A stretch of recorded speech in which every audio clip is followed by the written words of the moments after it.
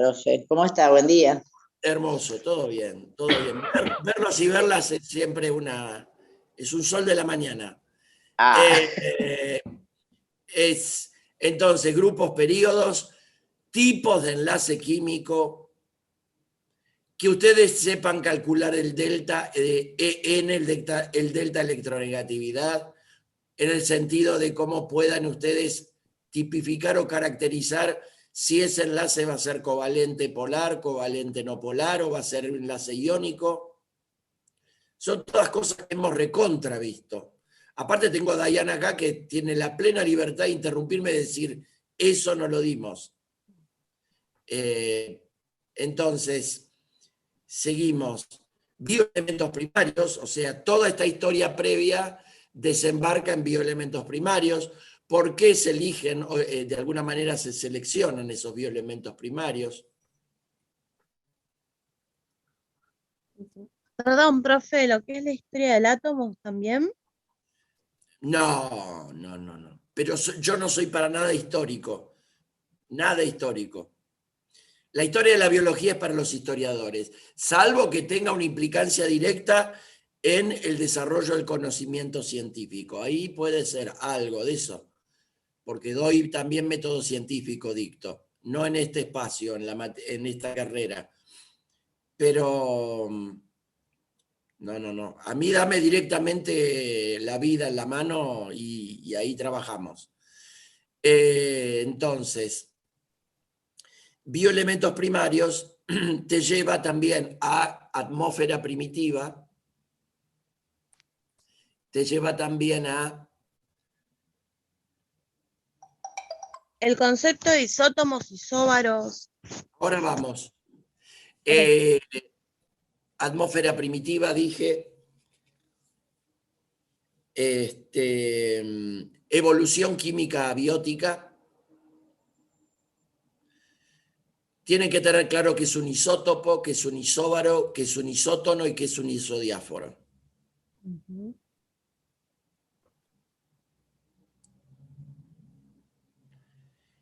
Y saber el carácter que es la electronegatividad. Obviamente esto está directamente relacionado con el cálculo. Si sabes calcularlo, sabes el concepto, para qué lado arranca, para qué lado aumenta, de qué lado a qué lado. Y eso te lo va a dar también los grupos, conocer los grupos. Creo que está Diana con esto, porque después, bueno, pasamos agua todo. Desde que me expliques por qué es un solvente polar, por qué el comportamiento como dipolo, a qué se debe la configuración de la molécula. Está todo en el PowerPoint y muy bien explicado. Aparte, acá le hemos dedicado mucho tiempo. ¿Por qué es importante eso? Porque ese ángulo es lo que permite que todo sea como es. Y cuando digo eso, es la vida, cómo se despliega. Importantísima las propiedades, cohesión, adherencia, capilaridad, tensión superficial, congelamiento, por qué flota el hielo en el agua, calor específico, por qué tiene alto calor específico y cuál es la implicancia biológica de eso.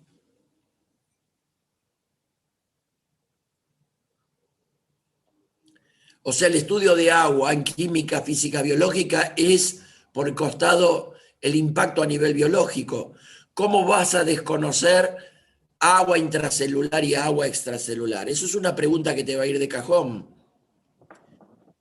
Y dentro de ellas, lo que es el agua libre o disponible y el agua de hidratación o solvatación.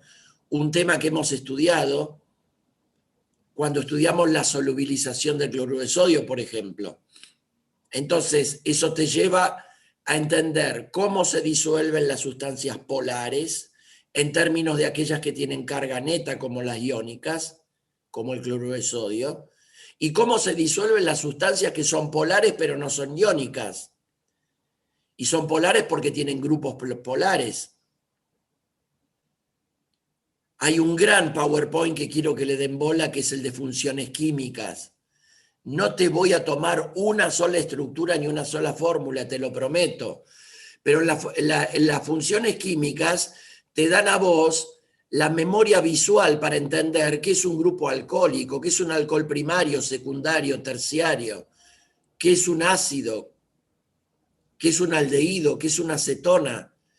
Vos no podés entender hidratos de carbono si no entendés qué es una acetona y un aldehído. O sea, está todo enganchado, ¿entienden? Un éster, un anhídrido, funciones aminas y amidas, funciones nitrogenadas. Ténganlo presente, nada, es decir, y tenerlo presente es tenerlo a la mano como para...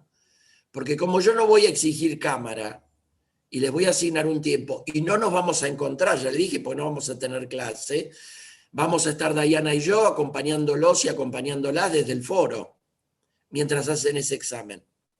Un examen que estará disponible durante las 5 horas de la clase, pero que una vez que lo abren van a tener 45 minutos como plazo máximo para responder.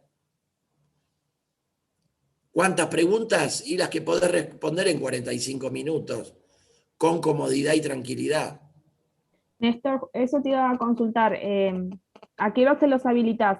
Desde las 8 va a estar habilitado. O sea que ellos en el transcurso de lo que dura nuestra clase, en la hora que quieran, se meten y lo hacen. Obviamente, una vez que empiezan, lo terminan.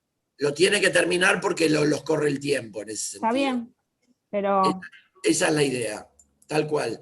Pero lo pueden abrir en el horario de clase hasta 45 minutos antes que termine la clase. Está bien. No porque si está así programado, vos lo programás de esa manera. Ojalá yo pudiera estar, salvo que haya un caso dramático de último momento que lo veríamos, siempre se ve. Por eso estamos acompañándolos y acompañándolas en el foro. ¿Entienden? Profe, Sí, Mica. ¿las preguntas se responden así directamente de una vez terminado el examen o vamos a esperar hasta la tarde para tener las respuestas del examen? No va a haber devolución, Micaela. Lo que voy a hacer es a la semana siguiente, haces bien la pregunta, gracias. A la semana siguiente vas a tener la lista de las notas. Profe, ¿es tipo multiple choice o...? Exactamente, y si no tenemos mucha opción, Catherine. Es multiple choice o que elijas 3 o 4 opciones de 6 o 7 posibles, donde simplemente que enumeres características, por ejemplo, de algo. Entonces ahí son múltiples opciones. O bien verdadero o falso. No tengo mucho espacio en esta tecnología. Si estuviéramos en clase presencial, tal vez te tomaría un tema a desarrollar, pero es imposible acá. Porque acá es cortar y pegar. ¿Cuántas preguntas van a hacer? Y serán 20, te tomaré 30, no sé. Entre 20 y 30 preguntas, Catherine. Ok. Vas a tener 1 minuto, 1 minuto y medio para contestar cada pregunta. Es un poco, ese es el juego dinámico. Claramente son preguntas, hay un código entre nosotros, ¿verdad? Y el código es, con Dayana presente, el código es que se va a tomar lo que hemos conversado en clase, que es lo que está en los PowerPoints, y que todos los textos hermosos que ustedes tienen, porque son realmente lindos, y ojalá pudiéramos disponer de tiempo para poder leerlos, porque son muy enriquecedores y acompañan muy bien, son para completar los temas, pero lo que se va a tomar va a ser exclusivamente lo que se ha dado en clase. Un dato importante, principios de la termodinámica, principio de conservación de la energía,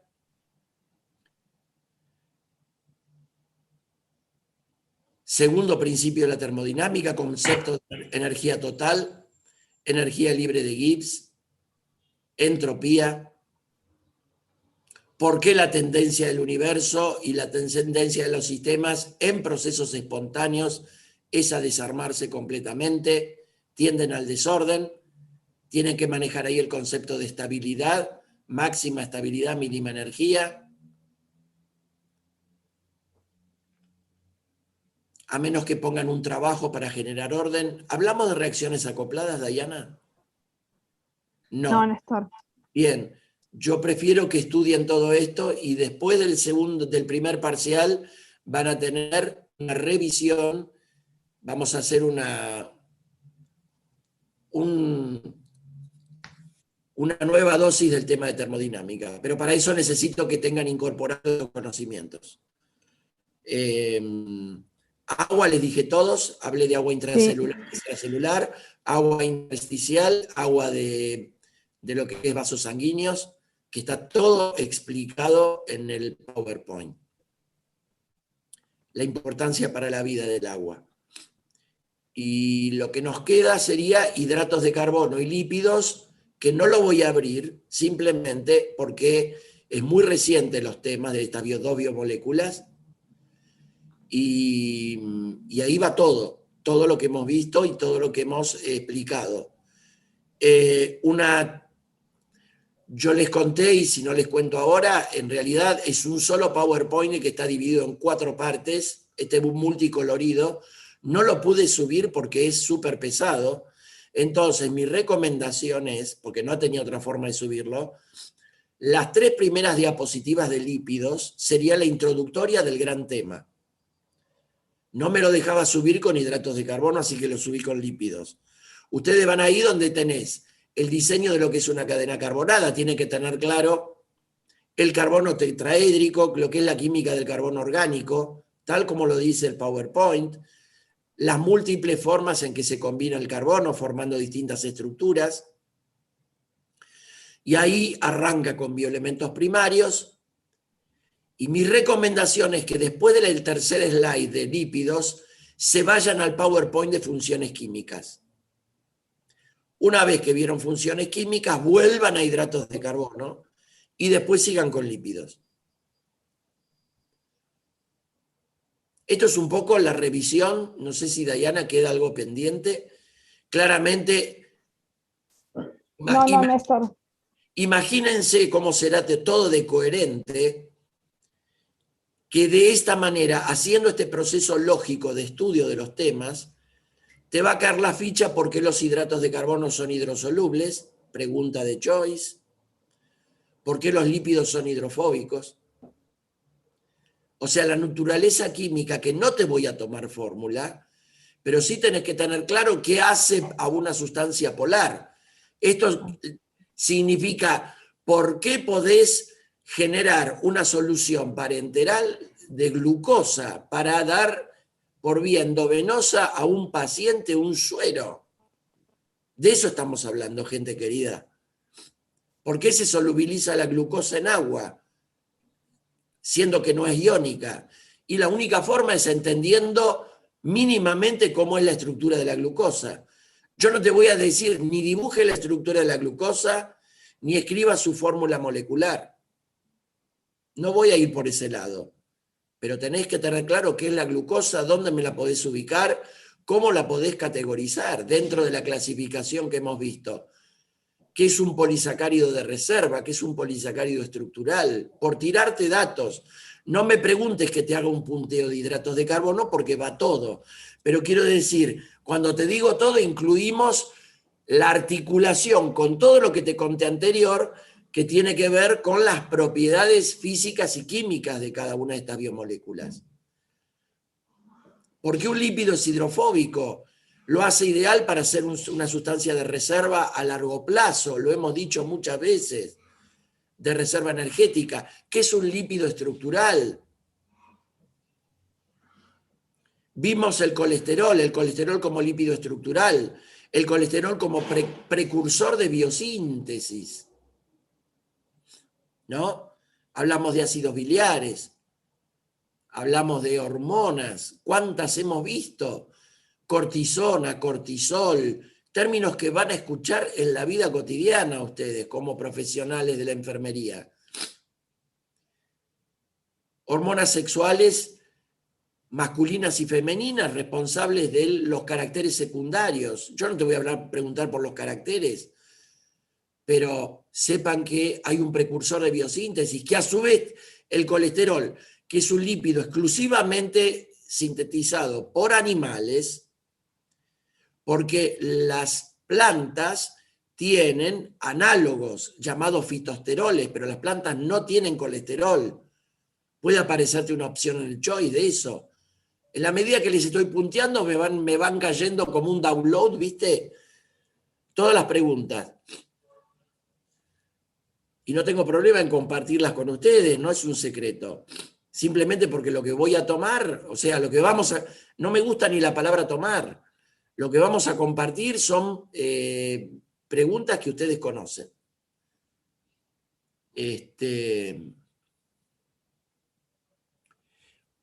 Precursor de hormonas. Aldosterona, que es una hormona de la corteza adrenal, regula el metabolismo del sodio. Esto les va a importar en materias complementarias a esta. La nuestra es una materia básica fundamental.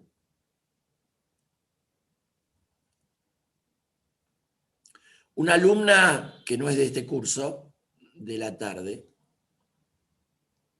preguntó con lógica y con justicia, ¿para qué me sirve esta materia?